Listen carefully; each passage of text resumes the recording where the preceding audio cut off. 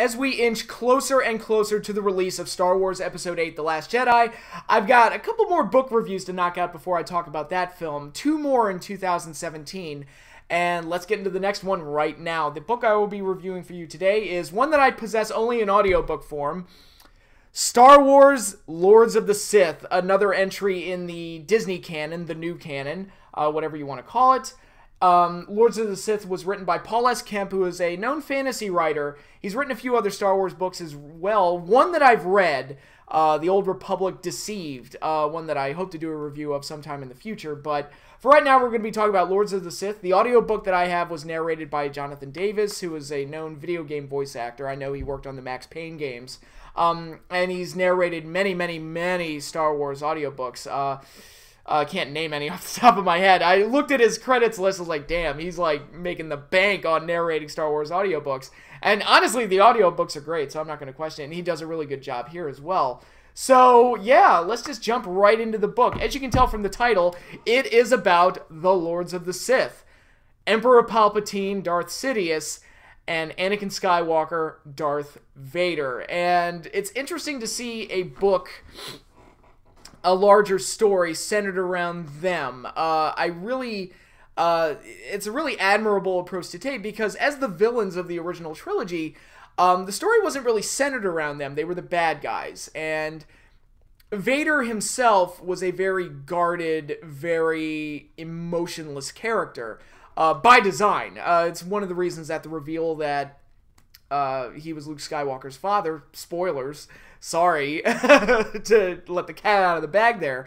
It's one of the reasons that reveal was so shocking to so many people, because Darth Vader was so mysterious that nobody had any idea what he was, who he was, how he was feeling at any given time. We just knew he was the violent right hand of the Empire, and, you know, got shit done. For those of you that watched Empire, he didn't let anything get in the way of his work.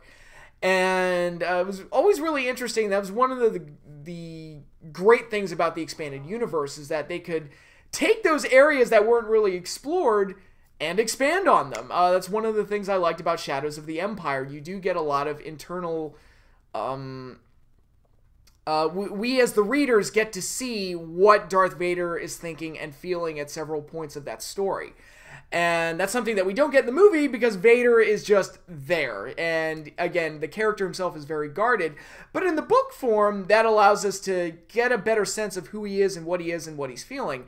And this book takes full advantage of that, getting an idea of, getting a sense of what Darth Vader is all about as a person. And we see a very bitter, very jaded individual, one that isn't very happy with his lot in life, and you get the sense that he doesn't like the Emperor too much, and that was always something that I got a sense of, even in Return of the Jedi, when he's very, loyal. He acts very loyal to the Emperor, and he, bows before him or whatever, but you always get the sense that he's kind of pissed off at him, and that's one thing that the prequels did that I kind of liked, where you get the sense that Vader has every reason to hate the Emperor, but just goes along with it because he has no other choice. By the time he becomes Darth Vader and he's in the suit, he's got no other choice. It's like, oh, well, this is my lot in life now.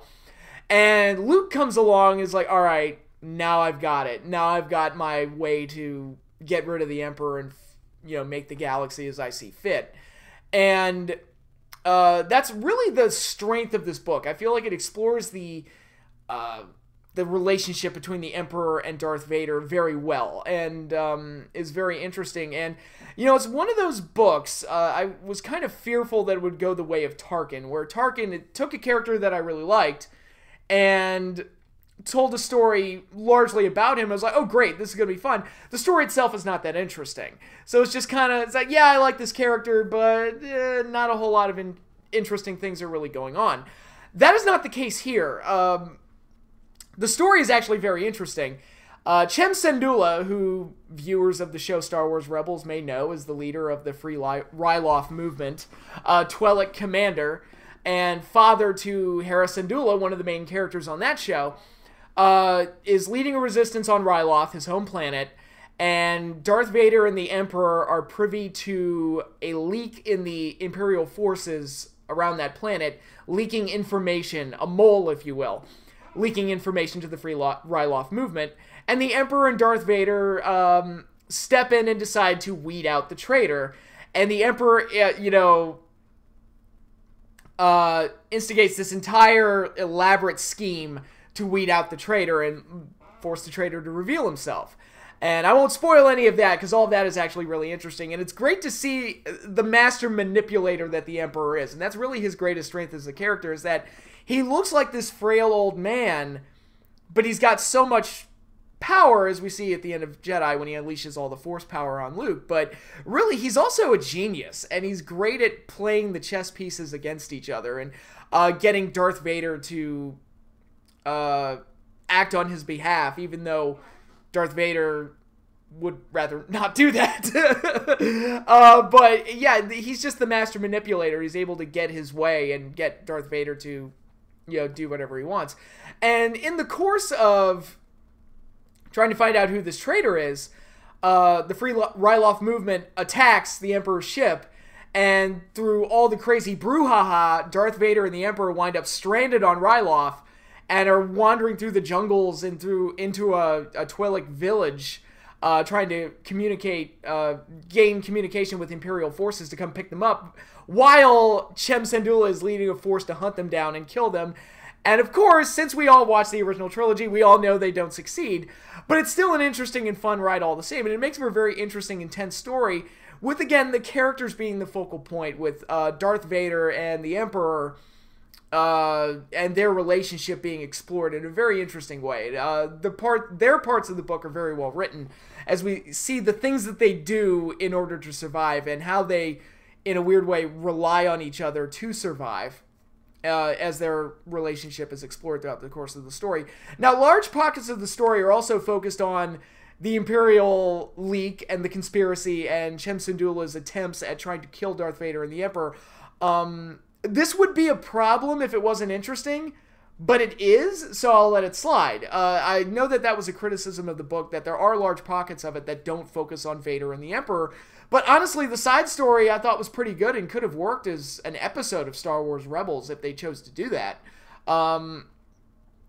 So yeah, all of that stuff I thought was really interesting. I liked the Twi'lek characters. I liked how Chem Syndulla was gaining the information from the Imperial forces and who the leak was, and how he was strong-arming that person to give him information, and some of the less than moral things that the rebels are willing to do to gain an advantage in the war, which is something that Rogue One explored as well. And there are interesting aspects to the rebellion and their kind of moral ambiguity that's they're not always the saintly underdog rebels. There's more to them than meets the eye. And again, I like when different avenues are explored, and that's one of the more admirable things about the books, whether it be the expanded universe or the new canon. They can take the time to explore those facets and explore those different ideas and those different points of view that, hey, the rebels aren't entirely good, and the Empire isn't always entirely bad. There are some people that are there are some people within the Empire that are just as much victims of the Emperor's wrath as anybody else in the rebellion would be, or any of the unfortunate subjects within the Empire that are forced under their rule. So I always like whenever the stories in the expanded material take a look at those type of things. But the real stars of the show here are Darth Vader and the Emperor. So if you're in this for Darth Vader and the Emperor, I think this book does a really good job of capturing their relationship and the characters themselves, while also giving us a little bit more of an internal struggle within Darth Vader, and kind of fleshing his character out a little bit more, giving us more than what we would normally get in a movie, per se. So, and also, if you like that scene in Rogue One where Darth Vader just tears some rebels to shit, there's some similar material here for Darth Vader just being a badass as well. So you get that aspect to it too. So I think the book is very good. I would say it's probably my favorite book in the new canon that I've read so far. Some of the books in the new canon aren't very good, but there have been a couple gems. This is one of the gems.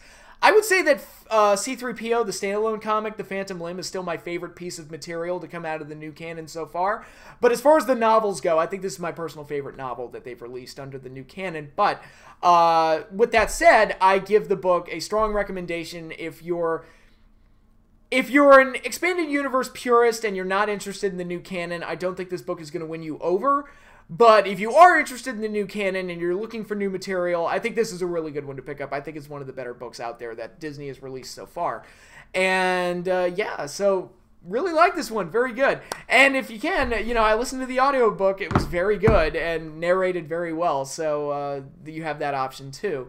I got it on Audible. Audible's a great app. I'm plugging them, I know, but I really like them. It's a great app. I've been listening to, on the way to work in the morning and on the way home, I've been listening to the Stephen Fry narrated Sherlock Holmes stories, which are outstanding. I want to do a review of that at some point because it made me fall in love with the Conan O'Doyle Sherlock Holmes stories all over again. But really, really great stuff. But that is all I have to say about this book. My next book review is going to come either... I'm going to try and get it out before I see The Last Jedi and then do a review of The Last Jedi, but if not, at the latest, it'll come at the end of December. We'll see. Depends on how my schedule goes. But my next review, I'll go ahead and announce it now. My next book review, we're returning to the expanded universe. It's going to be the Hand of Thrawn duology. I thought that would be a great one to actually close out the year on, since it was a major closing point for the Star Wars timeline in the expanded universe. So I thought it would be a great one to do in December. I think it's very appropriate. But that is all I have for you now. Hopefully you all enjoyed this review, and hopefully you all will enjoy the next one when it comes around in December. So until then, later everybody.